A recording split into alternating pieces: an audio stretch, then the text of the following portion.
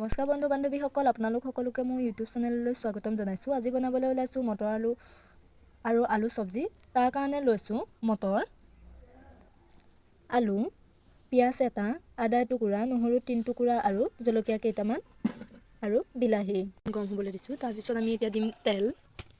এতিয়া আমি দিছোঁ তেল।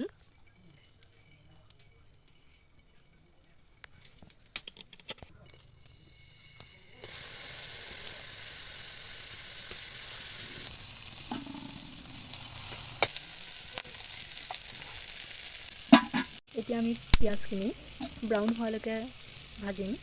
এতিয়া আমি ইয়াত দিম হালধি। এতিয়া আমি দিম বিলাহী। এইখিনি মিক্সিত পেষ্ট বনাই লৈছোঁ। আপোনালোকে যদি দিওঁ বুলি ভাবে সৰু সৰুকৈ কাটিও দিব পাৰে। এতিয়া আমি তেলখিনি এৰি যোৱালৈকে বিলাহীখিনি ভাজিম। এতিয়া আমি দি দিছোঁ ইয়াত আলুখিনি।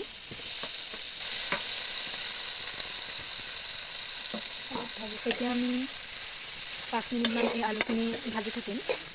এতিয়া আমি ইয়াত মটৰখিনি দি দিম।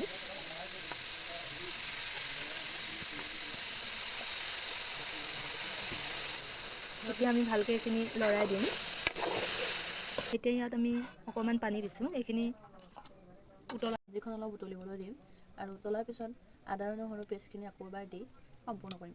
এতিয়া আমি ইয়াত দিম আদা নহৰু আৰু জলকীয়া পেষ্টখিনি।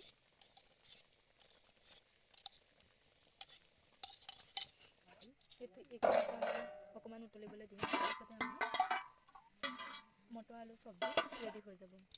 এয়া আমাৰ মটৰৰ চব্জি প্ৰায় হওঁ হওঁ অৱস্থা।